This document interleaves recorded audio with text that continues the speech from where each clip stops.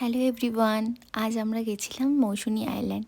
ফার্স্টে নামখানা যেতে হবে, সেখান থেকে গাড়ি করে এই নদীটা পার করে আবার গাড়ি করে পৌঁছে যাব মৌসুনি আইল্যান্ড। ফাইনালি আমরা এসে গেছি। একটু ব্রেকফাস্ট করে নিয়েই আমরা সি বিচে এসেছিলাম। এই সি বিচটা বেশ ফাঁকা থাকে, খুব ভালো লাগবে, মানে একদিন দুদিনের ঘোরার জন্য তো বেশ ভালো লাগবে।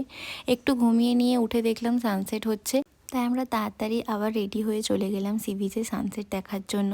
সি বিচে এসে সানসেট দেখা তো মাস্ট, সবারই নিশ্চয়ই ভালো লাগে। বিকেলের পর যে কোনো সি বিচের রূপ আরও সুন্দর হয়ে যায়। তার উপর যদি সি বিচটা এত ফাঁকা হয় তাহলে তো আর কোনো কথাই হবে না। এখানে সমস্ত কটেজগুলোকে সন্ধ্যার পরে দেখতে খুব সুন্দর লাগে। এই কটেজটা যেখানে আমরা আছি এটাকেও দেখতে বেশ সুন্দর লাগছিল।